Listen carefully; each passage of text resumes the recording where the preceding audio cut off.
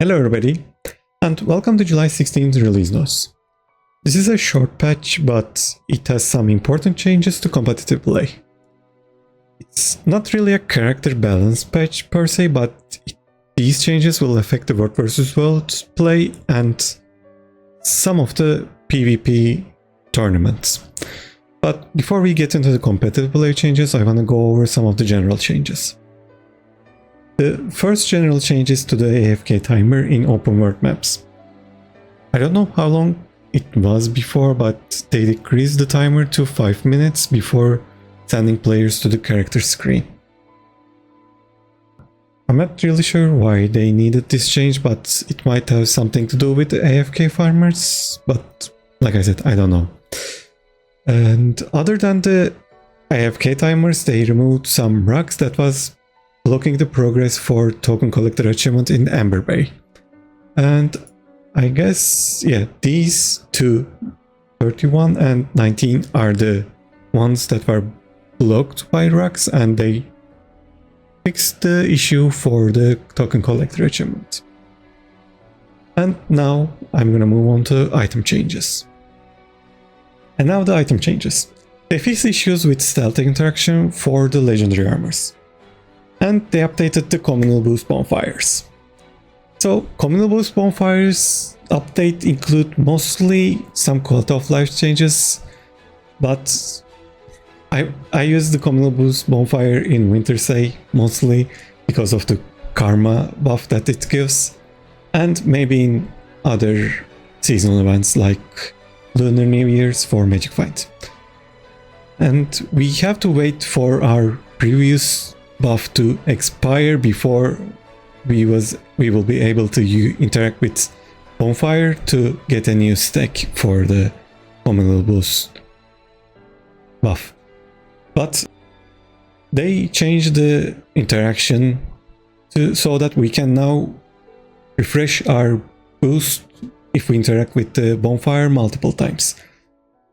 It can stack up to 60 minutes, and it will not be refreshed when the max limit is reached. And this actually is a great fix for the Communal boost, because it was really tedious to wait for your previous buff to expire to get a new one. And that's it for the general fixes. Now I'm gonna explain the PvP side of the patch notes. PvP ones mainly focus on the tournaments and titles. And there are also some changes to Djinn's domain objective, which is the lantern in the middle that spawns. I'm going to get into that in a little bit, but for the tournament ones, they changed the frequency of the daily tournaments, and they added a weekly and monthly tournament, as well as a tournament of legends that will occur in every 6 months. Also, they added a color to Champion Brawler title, and they added a new title, color tournament title. You can check these ones in the patch notes if you are interested in PvP. I'm not a big PvP player, but you can always check the changes for the tournaments in this patch notes. And before getting into Djinn's domain changes, I want to mention the PvP Rush event. It's basically we have to do PvP to get these rewards, and I don't know, if you are new to PvP, this event should be up your alley, because since there is this event and there are some rewards associated with this one, there will be few PvP players which are new to the PvP, and that way you can get experience with them. Now for the Djinn's Dominion update.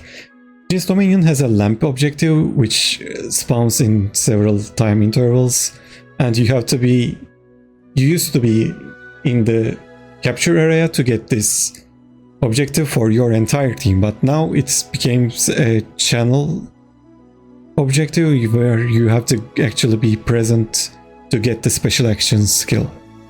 And they also changed the special action skills, where Actually, Giant Meteor is the same. They changed the function of the Giant Meteor. It used to be a ground target skill, but now it's a unblockable targeted skill where you just have to target an enemy and you have to use this special action key to hit them with this Giant Meteor. They changed the disenchantment field to Waters of Life, which will revive allies or finish the downed enemies. And they changed the Waxing Doom to Starfall, where you can neutralize an enemy capture point. And these are the main changes to Djinn's Dominion update. Now that the first cycle of the World vs. World cost ranking is almost over, they made some changes to how World vs. World functions. One of the changes is based on the World vs. World scoring. So changes to scoring depends on how active you are during that skirmish, and they also had some changes according to the objective tier. But the main changes that I want to mention is about the objective contesting. So you used to hit some guards outside the gates and you could contest a keep, and those pesky little stealth characters such as thieves and mesmers can contest an entire keep just by themselves by hitting 2 guards, and they made some great changes to that.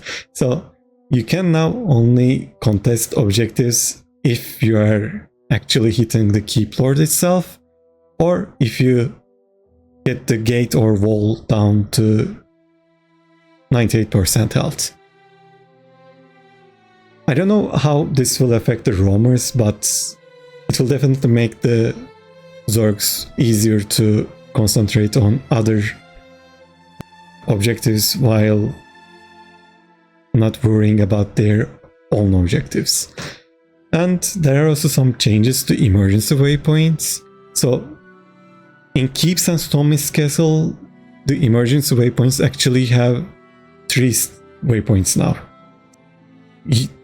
They used to farm players on emergency waypoints when they activate it. Now it will be a little difficult to actually farm players on Keeps and Stone Mist Castle. And there are some changes to sieges. Players in sieges won't be able to get alacrity during when they are using the siege, so they can't spam the skill to hit faster.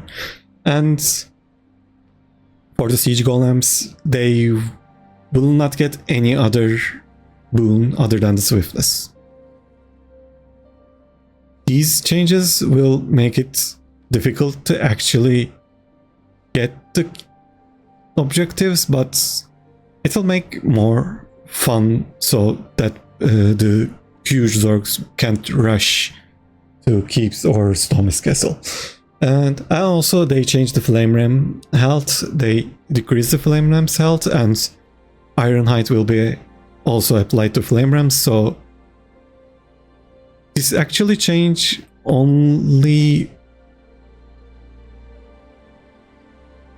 if no one's using this Flame Ram. I don't know, it might be actually fun to see this interaction. They increase the cost of Guild Siege Golem. Like I said, the Guild Rush with Siege Golems and Alacrity will be lower with these changes.